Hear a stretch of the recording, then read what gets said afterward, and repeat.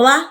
A partir de hoje, você vai acompanhar aqui na TV UFOP uma série de boletins e entrevistas especiais que vão abordar as medidas adotadas pela Universidade Federal de Ouro Preto para o retorno presencial seguro de toda a comunidade acadêmica.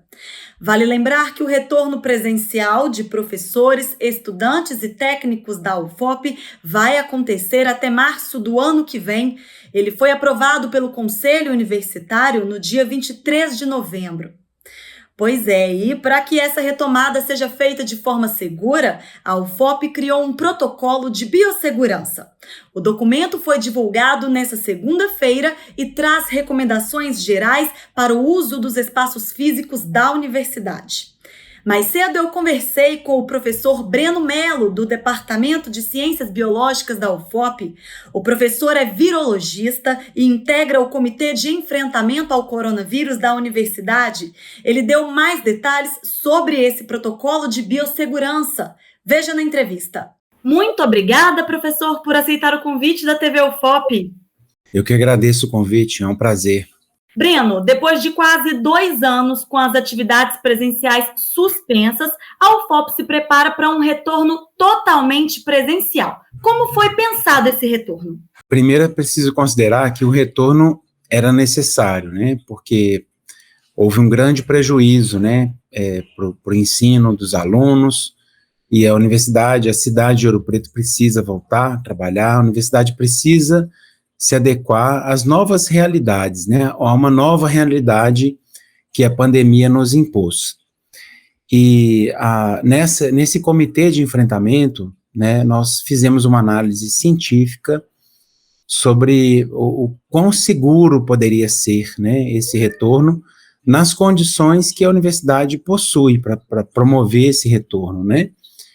E então a gente fez uma avaliação, né, do cenário de vacinas, né. Nós temos uma cobertura vacinal muito boa no Brasil, né, porque o brasileiro, ao contrário de outras nações, que estão até enfrentando problemas nesse sentido, o brasileiro gosta de vacina.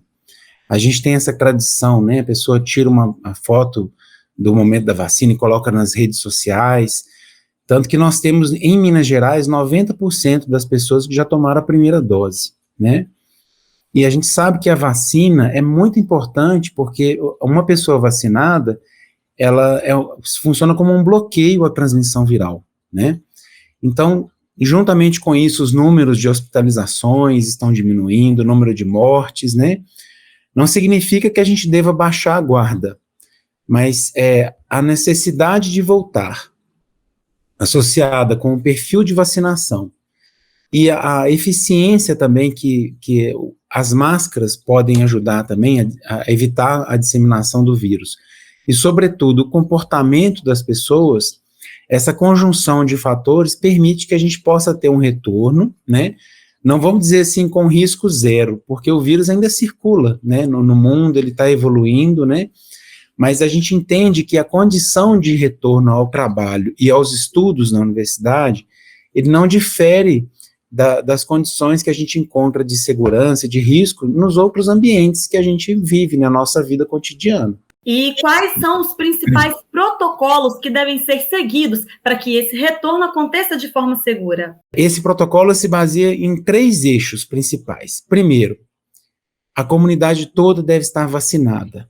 Deve retornar às atividades só quem teve vacinação com todo o ciclo completado.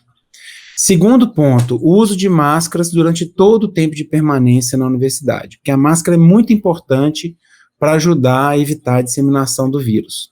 E o terceiro eixo é uma atenção com relação aos sintomas que alguém talvez possa vir a ter, né? Então, a UFOP vai providenciar uma forma, né, de fazer uma testagem das pessoas que apresentam alguns sintomas, né? Mas é muito importante que essas pessoas elas comuniquem, né, às autoridades, né, os setores responsáveis na UFOP, para receber um aconselhamento, para fazer o diagnóstico, para se manter em isolamento, para evitar que algum surto possa acontecer dentro das dependências da universidade. E como vai ser a fiscalização dessas medidas para que elas sejam cumpridas? Bem, a fiscalização é muito difícil, né, pensar nesse ponto, porque a gente não quer, né, ninguém deseja que toda a comunidade vire polícia, né, e a gente não pode contar também com que existam pessoas dedicadas exatamente a essa função. Nós temos o entendimento que a gente está no privilégio, né, de conviver dentro de uma universidade onde as pessoas são esclarecidas, né. Então, primeiramente, antes de pensar na fiscalização, a gente conta com o bom senso, né, o bom senso das pessoas de cumprirem as regras, né, e, obviamente, todo mundo deve estar imbuído do direito de cobrar, né, que um colega não esteja usando máscaras, né, e existe uma resolução, que eu não vou me recordar agora, né, que já é anterior justamente à pandemia, que versa sobre as penalidades, né, que os alunos podem sofrer por descumprir resoluções que são da universidade, normas de conduta, né. Então, faremos agora uma grande campanha de conscientização, né, para poder contar, antes de pensar em fiscalização, contar com a boa vontade das pessoas, né, porque o retorno às atividades presenciais, ele interessa a todos, professores, a comunidade, né, ufopiana como um todo, a cidade de Ouro Preto, e também as cidades, né, de João Molevade e Mariana, né, onde a gente também tem campos universitários da UFOP. Breno, mesmo nesse momento em que uma nova variante da Covid-19 foi identificada, a Ômicron, o retorno presencial ainda é seguro?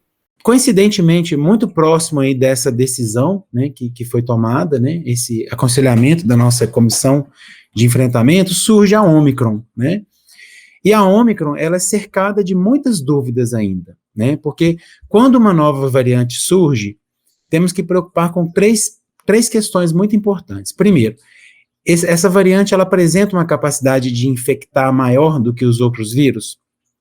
Sobre essa questão, nós já temos uma certeza.